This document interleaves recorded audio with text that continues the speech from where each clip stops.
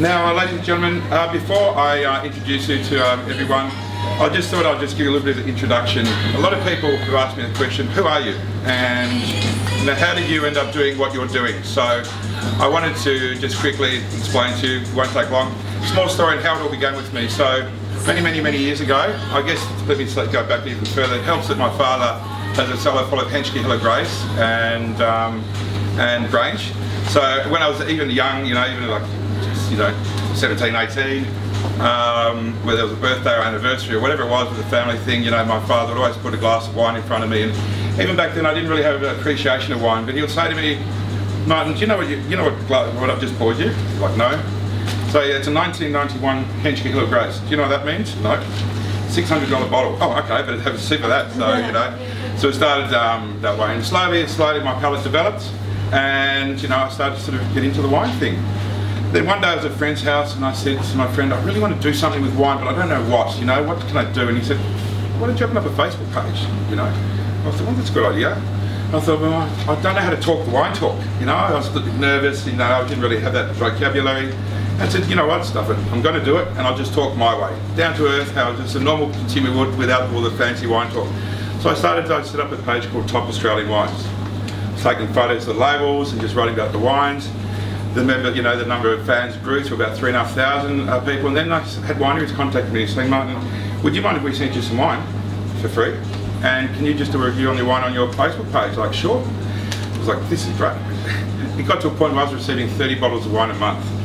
So, I was really enjoying that at the time. Couldn't keep up with it anyway. So from there, I guess, I decided, I'd like to start selling wine.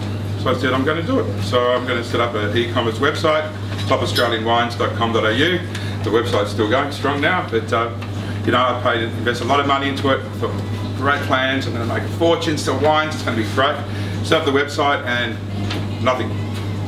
I was like, what am I doing wrong? It looks good, what am I doing wrong? And people have saying to me, Martin, don't get into the wine industry, it's a dog-eat-dog world, you will not be able to compete with your Dan Murphy's, you've cracked the wines, it grows online, blah, blah, blah, blah, blah. And I said, I'm going to do it, I'm going to find a way to succeed in this industry. So after scratching my head over and over and over again, I finally realised, I thought, all right, Martin, take a step back for a minute. Really, with wine, it's a very personal thing, and the majority of Australian consumers, not all, but a large proportion, really, you need to put wine in people's mouths. They're not going to go to a website that sells specialist boutique wines that they've never heard of and go, oh, I might grab one of those for $30, one of those for $40, one of those for $25. Generally speaking, when people find a wine that they like, they hang on to that. And that is the wine.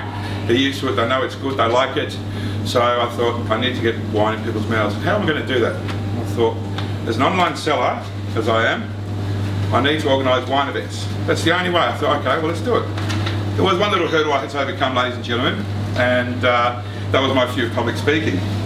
And I tell you what, that was a big fear initially. I remember my first event, this was 7 years ago. It was called Shiraz Heaven. It was a Heathcote wine tasting event. It was at the Kingston Hotel in Richmond. It sold out in 3 weeks. Like, we had 3 weeks to go, it just sold out. I think I sold 80 tickets. And let me tell you, ladies and gentlemen, I didn't sleep the night before knowing I had to talk in front of 80 people. But, I did it, and had to talk over and over again at my wine events, as I'm doing right now, ladies and gentlemen. Just came to the point, Martin, look, just accept it. You have to do it. It's part of what you're doing.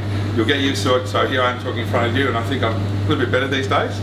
So that's how it happened. So then from the wine events, I started selling more tickets to my wine events than my wine through Top Australian Wines initially. So I thought, oh, I better start a new website called winetastingevents.com.au.